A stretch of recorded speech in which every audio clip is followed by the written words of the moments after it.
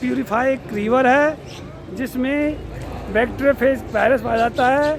और गंगा का जो जल खराब नहीं होता क्योंकि इसमें बैक्टीरियोफेज वायरस जो है हानिकारक जो बैक्टीरिया को खा जाता है।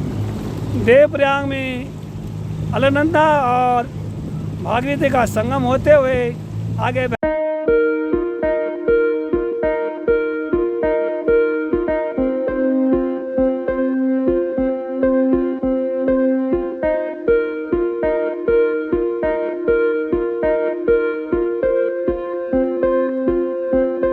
गढ़मुक्तेश्वर में पहुंच चुके हैं गंगा माँ के दर्शन करने के लिए।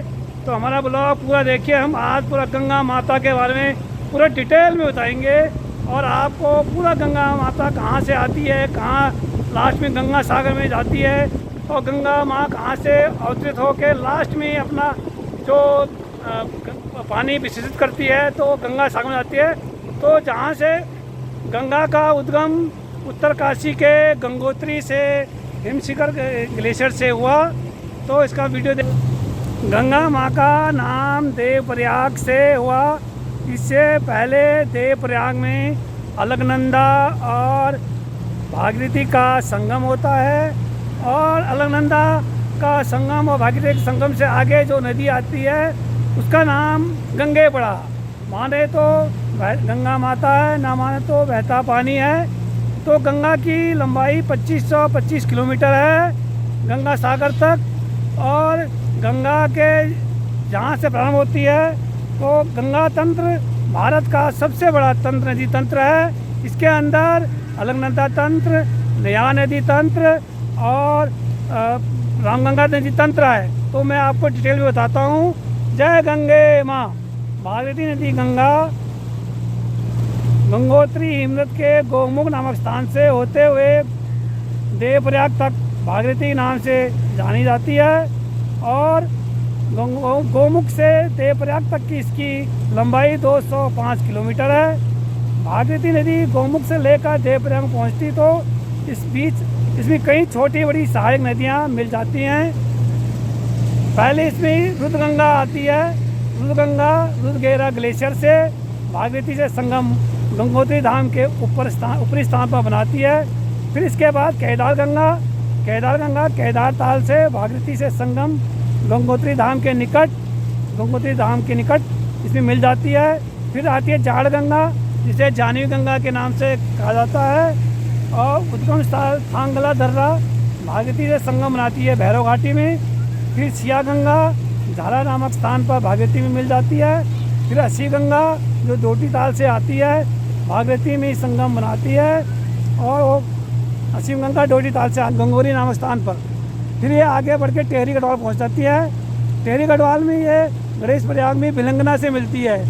भिलंगना जो खतरंग ग्लेशियर से आती है वो भागीरथी में गणेश प्रयाग में मिल जाती है।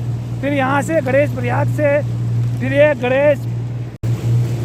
गणेश प्रयाग से आगे आपको नदी बहती हुई देवप्रयाग पहुँचती है। देवप्रयाग में वहाँ से दूसरी धारा अलकनंदा आती है। अलकनंदा का भी मैं इस बारे में डिटेल बताऊंगा। अलकनंदा में कितनी नदियाँ हैं उन सब मिलाकर देवप्रयाग में जब पहुँचती है तो अलकनंदा और भागीरथी नदी के मिलकर आगे ये अलकनंदा बहती है।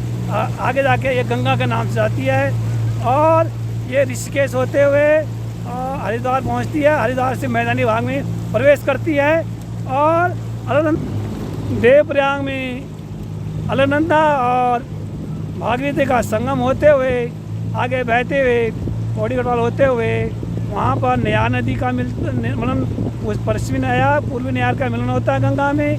फिर ये आगे आपके ऋषिकेश से हरिद्वार से फिर ये आपका बहते हुए आगे गंगा पहुँचती है। गंगा का महत्व बहुत है। गंगा मानो तो गंगा, ना मानो तो बहता पानी। गंगा को 2008 में राष्ट्रीय नदी घोषित की गई है। गंगा के जो एक मछली पाई जाती है उसको बोलते हैं डॉल्फिन। जो डॉल्फिन मछली है उसके नाम पर गंगा का। अभी हम गढ़मुक्तेश्वर पहुंच चुके हैं और ये गंगा है, और गंगा को उत्तर जो 8,61,400 वर्ग किलोमीटर में फैला है। गंगा का अपवाद क्षेत्र देश के कुल भौगोलिक क्षेत्र का 26.2% है। गंगा नदी की सबसे अधिक लंबाई उत्तर प्रदेश में है। गंगा नदी उत्तराखंड, उत्तर प्रदेश, बिहार, झारखंड, पश्चिम बंगाल होते हुए गंगा सागर में पहुंचती है।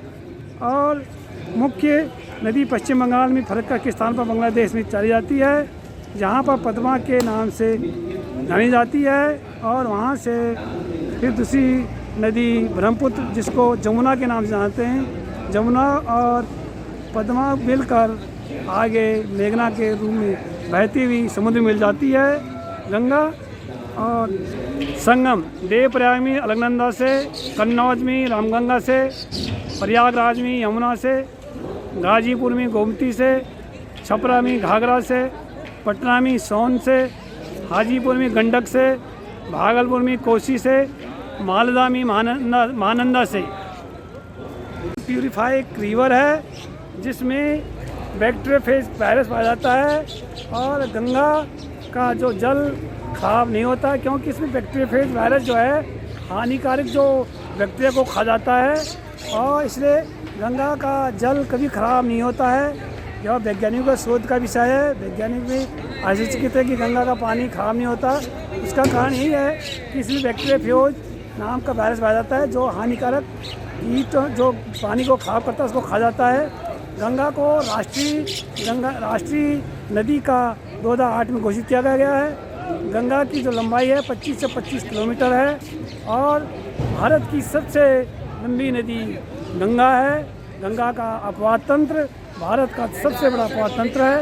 गंगा और ब्रह्मपुत्र नदी के मिलकर सुंदरबन डेल्टा का निर्माण करते हैं, जो भारत का नहीं विश्व का सर्वोच्च सबसे बड़ा डेल्टा वन है। सुंदरबन और गंगा और ब्रह्मपुत्र नदी के मिलन से ही बनता है।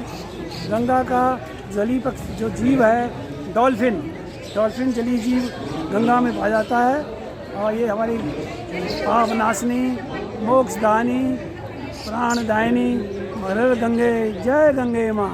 चलते हैं आपको आज जीवनदानी हजारों गंगा पक्षियाँ इसमें। गंगा का महत्व पौराणिक, धार्मिक, सांस्कृतिक, ऐतिहासिक, इसके बिना भारत का नक्शा ही पूरा नहीं होता है। गंगा की महिमा अनुपम है। जय गंगे माता, जय गंगे, हर हर गंगे, माने तो गंगा माता, ना माना बहता पानी। गंगा का धार्मिक गढ़मुक्तेश्वर में हैं। गंगा के हम दर्शन करते गांव जा रहे हैं, और हमारा ब्लॉग देख